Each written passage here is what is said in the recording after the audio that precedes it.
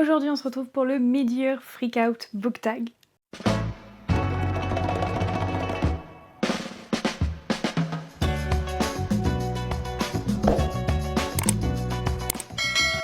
Alors tout d'abord, qu'est-ce que c'est que ce Mid-Year Freakout Book Tag? C'est un tag littéraire qui existe sur les réseaux depuis un sacré bout de temps.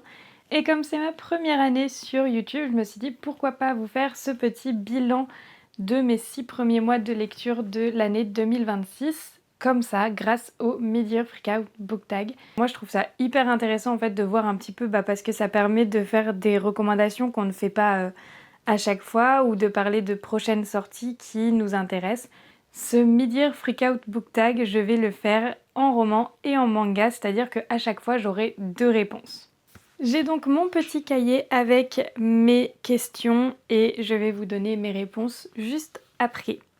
La première question, c'est le meilleur livre jusqu'à maintenant que j'ai lu en 2026.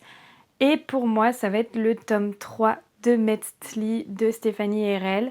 Voilà, c'est le roman que j'ai préféré lire depuis le début de l'année parce qu'il clôturait une saga, parce que c'est ma saga préférée, parce que c'est mon autrice préférée, parce que je suis très attachée à cet univers et à ses personnages, parce qu'il est extrêmement bien écrit.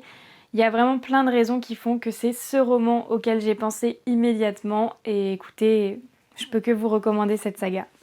Pour ce qui est des mangas, il est juste ici, ce sera IQ le tome 14 parce que vous savez comme j'aime IQ, vous savez que c'est ma saga chouchou et le tome 14 plus particulièrement est devenu mon chouchou puisque c'est le tome qui commence l'endroit où je ne connais pas. C'est-à-dire que j'ai vu l'animé mais je n'ai pas regardé le film, donc le tome 14 je ne savais pas exactement ce qui allait se passer. J'avais été spoil de certains trucs, mais certaines choses sont inconnues et j'ai adoré découvrir un petit peu l'histoire des personnages que j'apprécie tant. La deuxième question, ça va être la meilleure suite de série.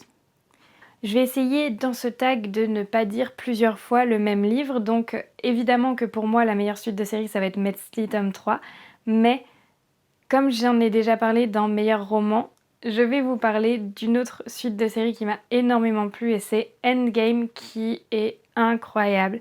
C'est une dystopie qui a vraiment tout ce qu'on recherche. On va avoir des personnages qui sont tous très différents les uns des autres avec un univers post-apo qui est hyper intéressant, hyper intriguant. On va avoir une quête qui va vraiment nous captiver du début à la fin et j'ai adoré. Et la suite de série était géniale, vraiment. Mon tome préféré, ça va être le tome 3, je crois. Même si le tome 1, ça se bat avec le tome 1. Vraiment, ça se bat avec le tome 1. Et pour ce qui est des mangas, la meilleure suite de série que j'ai pu lire en 2026, c'est L'Enfant en moi. Et j'ai très hâte de lire la suite parce que je ne l'ai pas encore fini. Mais le manga est terminé, il est complet, c'est en 10 tomes. Je me suis arrêtée au tome 5 et j'ai qu'une hâte, c'est de lire les 5 prochains tomes. Donc écoutez, vraiment, L'Enfant en moi, je ne peux que vous le recommander. C'est une magnifique histoire, très belle, très touchante, très émouvante. Donc voilà, lisez L'Enfant en moi. Le 3, ça va être une nouvelle sortie que j'ai envie de lire. Et pour le coup, c'est des questions qui sont assez dures parce que je ne regarde pas forcément les futures sorties. Donc une que j'ai envie de lire et qui est sortie il n'y a pas si longtemps que ça, c'est une cozy fantasy, c'est Le Sorcier au coin du feu qui m'intrigue beaucoup, ou alors Le Café des bébés dragons. Voilà, c'est 2 cozy fantasy qui m'intriguent beaucoup et qui sont sorties récemment et dont on a pas mal entendu parler. Donc j'ai très hâte de les découvrir, je sais que je les découvrirai un jour. Éventuellement je pourrais les lire en audio, mais je crois que je préférerais les avoir en papier pour le coup. Et pour ce qui est des mangas, une des sorties récentes que j'ai très envie de découvrir, je crois que c'est chez Akata et c'est Ma façon d'aimer. C'est un one-shot de mémoire qui parle de différentes façons d'aimer du coup et du coup d'aromantisme et d'asexualité. Et c'est un sujet qui est très peu traité et je trouve que c'est important d'en parler. C'est pour ça que j'aimerais beaucoup découvrir ce petit manga. Même s'il y en a tellement d'autres qui sont sortis il y a bien plus longtemps qui me donnent tout autant envie, je pense que Ma façon d'aimer, j'essaierai de l'acheter un de ces quatre parce que vraiment il me tente beaucoup. Et j'avais déjà cherché, mais je l'avais pas trouvé. la sortie des 6 prochains mois qui me donne le plus envie et que j'attends avec impatience. En roman, on va avoir le tome 2 de Inhéritance de Morgane Moncomble. Voilà, j'avais adoré La Révolte de la Reine et j'ai très envie de découvrir le tome 2, surtout que l'histoire me tente encore davantage. Je trouve le résumé captivant, j'ai très hâte de découvrir ces personnages-là. Et cette ambiance-là, je pense que ça va être peut-être un petit peu plus sombre et j'ai hâte de voir ça. Et pour ce qui est du manga, Bloom. Voilà, il y en a un qui sort ce mois-ci, le tome 10 sort bientôt et j'adore ce manga. Vous savez que j'adore ce manga si vous commencez à me suivre un petit peu depuis un moment. Bloom, c'est un de mes mangas préférés également et c'est vrai que j'attends la suite avec impatience. Et le tome 10 sort bientôt et cet été, ce qui est génial, c'est qu'on va avoir un manga tous les mois au lieu de tous les 2 mois. Donc on va avoir juillet, août et septembre et j'ai trop hâte. La 5e question, c'est ma pire déception. En fait, c'est quelle a été ma pire déception? Et en roman, ça va être Continuer de Laurent Mauvigné. Voilà, c'est un roman qui m'avait été conseillé par ma maîtresse de stage quand j'avais fait un stage en café-librairie. Et elle m'avait dit qu'il était très touchant, qu'il était poignant, que l'histoire était très belle, que les personnages étaient magnifiquement écrits.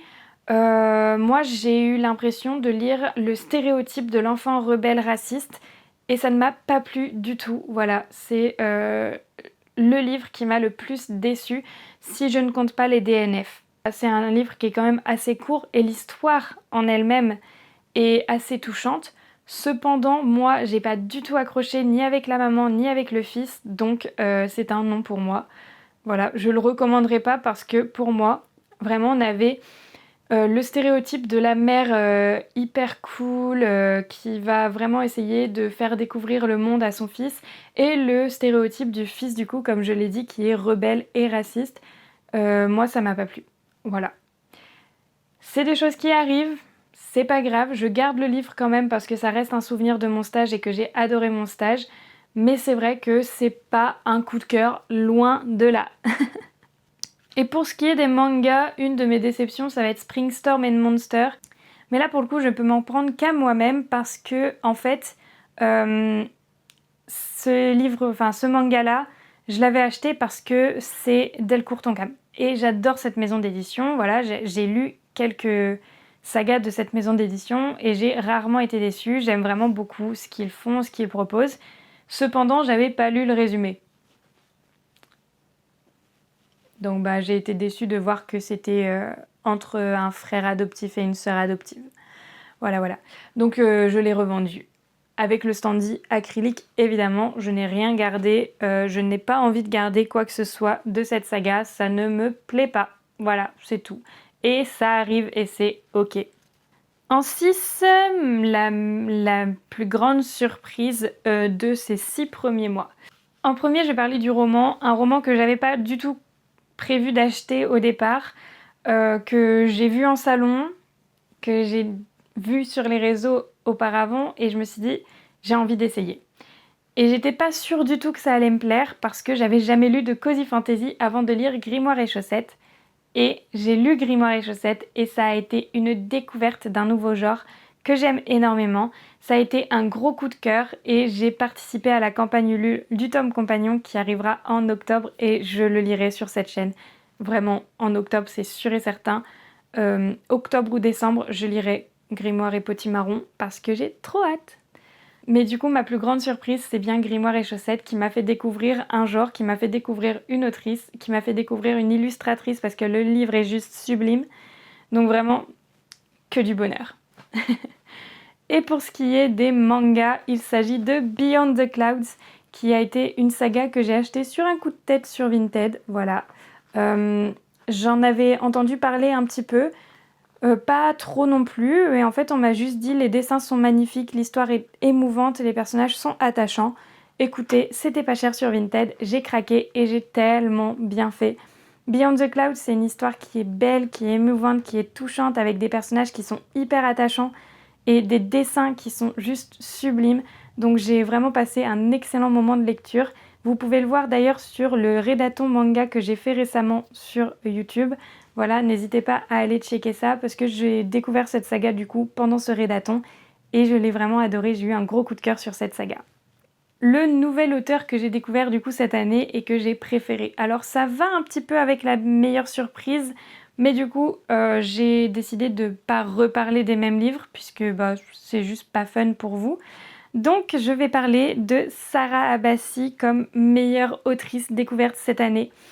C'est celle qui a écrit La tisseuse de mélodie que j'ai lu vraiment, je l'ai terminé il y a une semaine je crois. J'ai adoré, c'était génial, c'était hyper prenant, l'écriture est fluide, elle est vraiment très travaillée, c'était très beau, très poétique, j'ai adoré. L'univers était très complet, vraiment c'est ce qui m'a le plus plu dans l'histoire.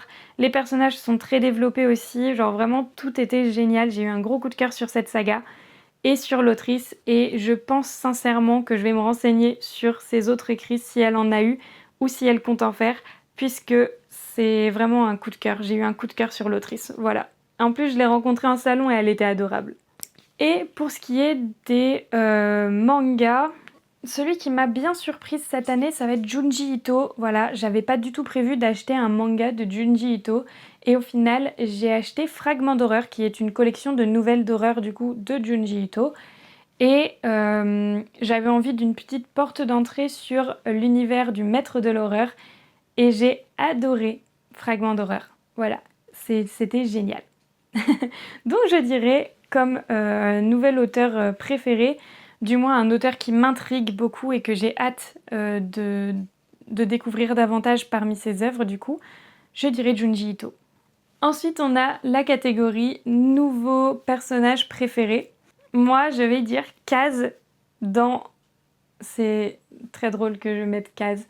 Kaz dans la petite boutique de sortilèges qui est la plante sentiente qui parle et qui a un caractère absolument incroyable, qui est juste génial, hilarante. J'ai adoré ce personnage secondaire et je ne peux que vous recommander la petite boutique de sortilèges en partie pour Kaz, vraiment. Et pour ce qui est du manga, on va aller dans un tout autre style. Je vais aller dans le thriller et je vais vous parler de Burn the House Down puisque mon personnage préféré découvert cette année c'est Kishi, qui est un des personnages du coup de ce manga de thriller. Et franchement, j'ai adoré Burn the House Down et j'ai adoré Kishi à l'intérieur de Burn the House Down. Ensuite, un livre qui m'a fait pleurer et globalement, ce qu'il faut savoir avec moi, c'est que je pleure tout le temps. Voilà, je pleure à chaque livre que je lis, que ce soit de joie, de tristesse, de colère, je pleure. Voilà. J'ai la larme facile, vraiment très facile. Un qui m'a fait beaucoup pleurer, ça va être Embraser le jour, qui est le deuxième tome d'Affronter la nuit de Marie Replin. Je l'ai adoré, ce roman. Il m'a détruite, mentalement, physiquement, tout. J'étais pas bien à la fin de ma lecture. Mais quelle folie, quel banger. J'ai très hâte du coup de découvrir d'ailleurs La carte des confins de cette autrice, puisque c'est une trilogie que je ne connais pas encore, mais que j'ai très hâte de découvrir et je pense que je le ferai en audio cette fois parce que je pense que c'est une histoire qui se prête vachement à l'audio. Mais vraiment Embraser le jour et Affronter la nuit, ça a été une super duologie que j'ai adorée. Et Embraser le jour, du coup, je l'ai lu cette année et j'ai pleuré toutes les larmes de mon corps. Donc écoutez, dans cette catégorie, je ne pouvais mettre que celui-là. Et pour ce qui est des mangas, alors j'aurais pu remettre Beyond the Clouds, qui m'a fait pleurer beaucoup de mignonitude. C'était adorable, tout était trop mignon. Mais je vais mettre Reine d'Égypte. Parce que même si c'est un manga qui m'a plus énervée qu'autre chose, dans le sens où les situations dans lesquelles étaient les personnages étaient juste tellement frustrantes, tellement énervantes, que j'en ai pleuré de frustration. Et j'étais énervée. Donc, je vais mettre Reine d'Égypte dans cette catégorie-là. Ensuite, un livre qui m'a mis du baume au cœur, qui m'a rendue heureuse. Pour le roman, je dirais Un printemps au goût de mochi. Voilà, je l'ai lu justement ce printemps-là et je l'ai adoré. C'était hyper beau, hyper doux, très cocooning. C'est de la littérature japonaise, donc ça va vraiment lentement. On a vraiment plus un tranche de vie qu'autre chose. Mais c'était tellement agréable à lire et j'étais trop heureuse en le lisant, vraiment. C'était trop bien. Et pour ce qui est du manga, je vais dire Nos cœurs de chat, qui est une sortie assez récente, dont le tome 2 sort en août et qui se finit en 3 tomes. Donc j'ai lu le premier tome qui m'a rendue vraiment heureuse parce que j'ai été super contente de voir autant d'informations sur les chats errants et comment les aider. Et j'ai adoré les personnages qui sont juste adorables, vraiment tout est trop mignon dans ce manga. Donc écoutez, je peux que vous le recommander aussi.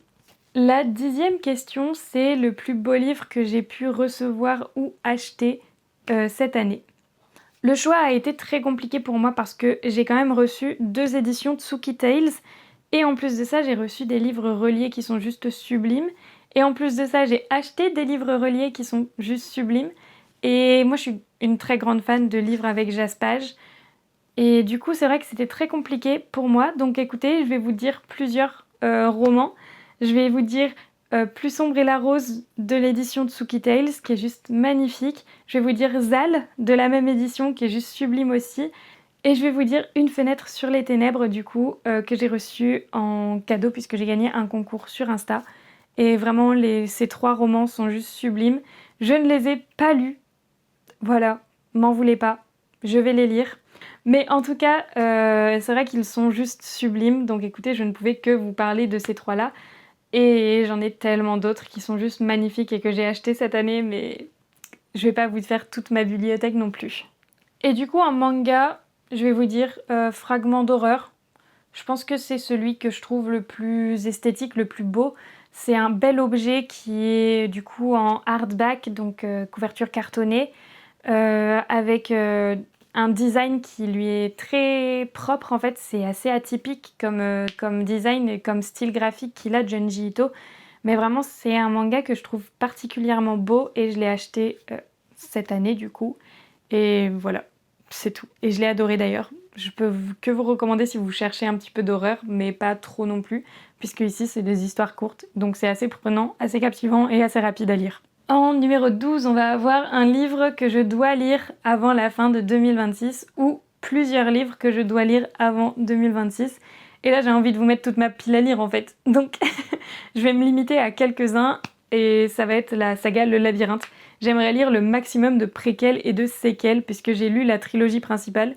Et mon objectif de 2026, ce serait de terminer de préférence, mais au moins d'avancer un maximum dans les préquels et les séquels que je n'ai pas commencé. Et ensuite, du coup, quand j'ai préparé la vidéo, dans les mangas, j'avais mis l'Éden des sorcières. À savoir que du coup, au moment où je la filme, j'ai lu l'Éden des sorcières. Donc écoutez, en manga, je vais vous mettre autre chose et je vais vous mettre Tomie, qui est le dernier manga de ma pile à lire, que j'ai très hâte de découvrir, qui est du coup un manga de Junji Ito. Et ici, moi, j'ai la collection, j'ai le manga intégral où je vais avoir les 3 tomes à l'intérieur. J'ai très hâte de les découvrir. Vraiment, ça a l'air d'être une histoire très prenante, très captivante et très frissonnante. Et enfin, la question 13, qui est la dernière question de ce book tag, c'était la meilleure adaptation cinématographique ou en série que j'ai vue cette année, qui vient de livres, du coup, qui est inspirée par des livres. Et en fait, j'ai vu Off Campus. C'est tout. Je regarde pas trop d'adaptations en fait cinématographiques. Je suis pas très série et film. Donc en fait, je regarde pas trop d'adaptations. Et bon, là, j'avais regardé Off Campus parce que ça a fait du bruit. Moi, je l'ai trouvé très bien cette série.